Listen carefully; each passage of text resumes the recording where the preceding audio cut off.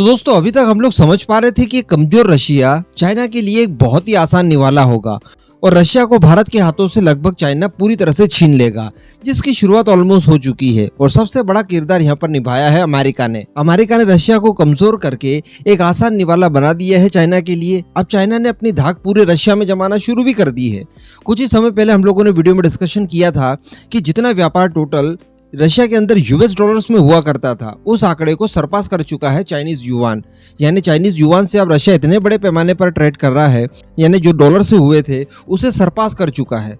तो ultimately China ने एक जबरदस्त एंट्री रशिया के अंदर मार दी है। लेकिन हम लोग पहले यही सोच पा रहे थे कि केवल हथियारों की टेक्नोलॉजीज वगैरह साझा करवा सकता है चाइना। लेकिन पहले हम लोग यही तक सोच पाते थे कि चाइना रशिया की कमजोरी का फायदा उठाते हुए केवल हथियारों की टेक्नोलॉजीज वगैरह ले सकता है, भारत को और नए हथियार एक्सपोर्ट करने से रोक सकता है।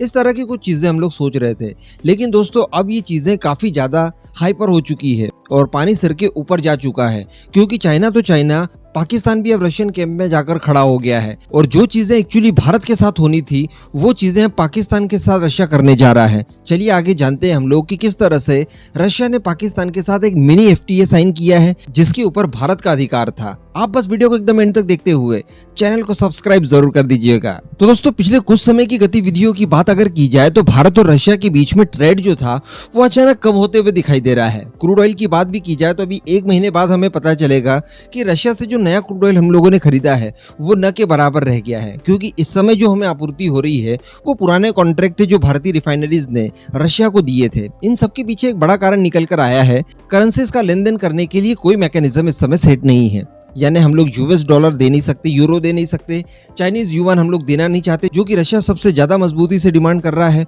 और भारतीय रुपयों की अगर बात की जाए तो रशिया की तरफ से खुद ये कहा गया है कि भारतीय बैंकों में हमारे बिलियंस ऑफ रुपीस पड़े हुए हैं, जो कि हमारे लिए इस समय किसी काम के नहीं है।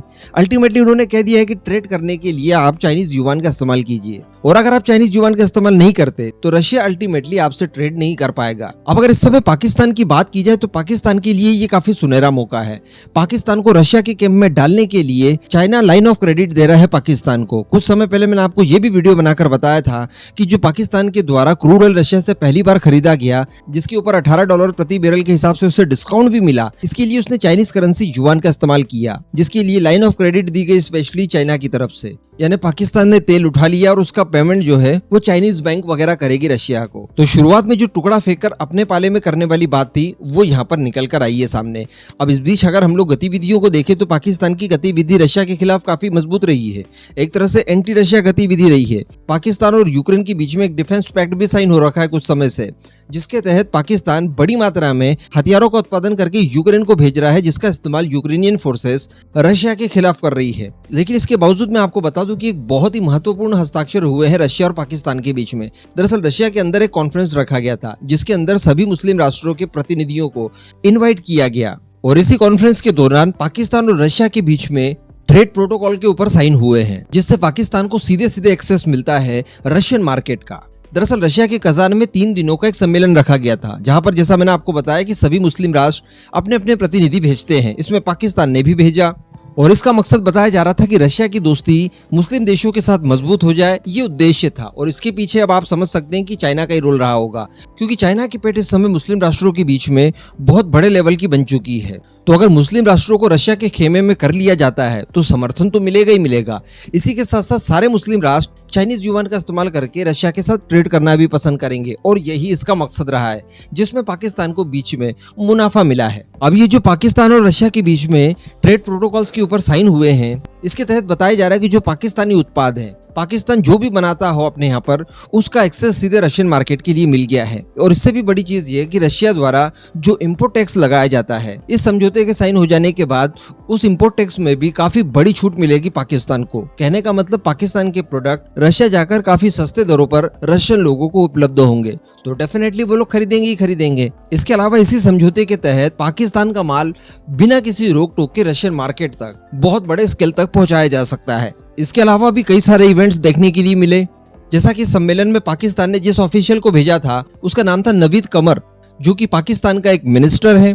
ये जब इस सम्मेलन में जाता है, वहां पर रशिया के साथ समझौते पर हस्ताक्षर करता है, उसके बाद वापस आकर काफी शेखी बघार रहा था, इस तरह की भी बातें निकलकर सामने आई है।